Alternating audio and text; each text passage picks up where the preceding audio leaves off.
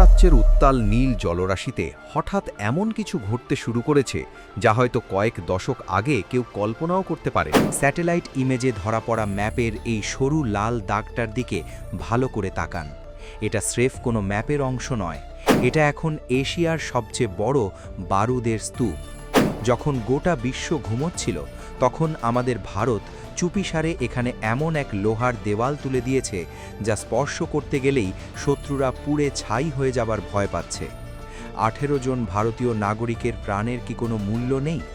18 জন শহীদের রক্ত যখন সমুদ্রের নোনা জলে মেশে তখন ভারতের শান্তি নীতি মুহূর্তের মধ্যে রণকৌশলে রূপান্তরিত হয়।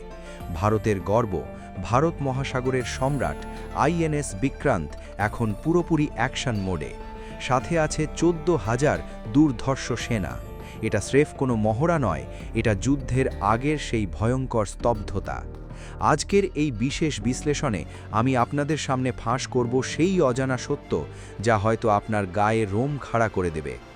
পুরো বিষয়টা বুঝতে হলে আমাদের একটু পেছনের দিকে তাকাতে হবে। সম্প্রতি ভারতের দুটো হোয়াইট অয়েল ট্যাঙ্কারের উপর নৃশংস হামলা চালানো হয়। বিভিন্ন রিপোর্ট বলছে এটা স্রেফ আকস্মিক হামলা ছিল না, বরং ভারতকে পরোক্ষভাবে ভয় দেখানোর একটা চক্রান্ত ছিল। কিন্তু নয়াদিল্লি এই খবর পাওয়ার সাথে সাথে পরিস্থিতি বদলে দেয়। ভারত কেন হরমুজ প্রণালী বেছে নিল? কারণ এই সরু পথটি হল বিশ্ব অর্থনীতির ফুসফুস। পুরো পৃথিবীর প্রায় 20% তেল এই রাস্তা দিয়ে যাতায়াত করে। আর এই রুটেই ভারত মোতায়েন করেছে তার সর্বশ্রেষ্ঠ যুদ্ধজাহাজ আইএনএস বিক্রান্ত এবং বিশেষ এসকর্ট ওয়ারশিপ বহর।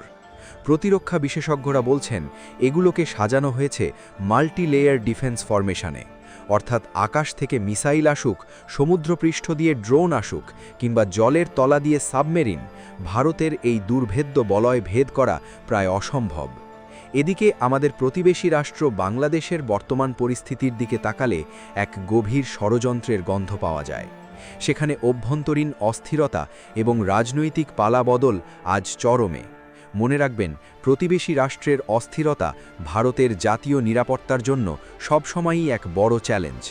যখন একটি দেশ ভিতর থেকে দুর্বল হয়ে পড়ে তখন বিদেশি অপশক্তিরা সেখানে ঘাঁটি গাড়ার চেষ্টা করে। আর ঠিক এই সুযোগটাই নিতে চেয়েছিল কিছু স্বার্থান্বেষী শক্তি, যাতে ভারতের জ্বালানি করিডোর ব্লক করা যায়। কিন্তু প্রধানমন্ত্রী মোদি এবং আমাদের নিরাপত্তা উপদেষ্টারা এক চুল জমিও ছাড়তে নারাজ। ভারত আজ একাই এই পুরো অঞ্চলের শান্তি রক্ষার দায়িত্ব নিজের কাঁধে তুলে নিয়েছে। কারণ আমরা জানি আমাদের সুরক্ষা আমাদেরই নিশ্চিত করতে হবে। দেশের সুরক্ষার পাশাপাশি প্রধানমন্ত্রী মোদি দেশবাসীকে এক বিশেষ অর্থনৈতিক যুদ্ধে সামিল হওয়ার আহ্বান জানিয়েছেন। তিনি অনুরোধ করেছেন আগামী 1 বছর অন্তত আমরা যেন অপ্রয়োজনীয় বিলাসিতা আর সোনা কেনা এড়িয়ে চলি।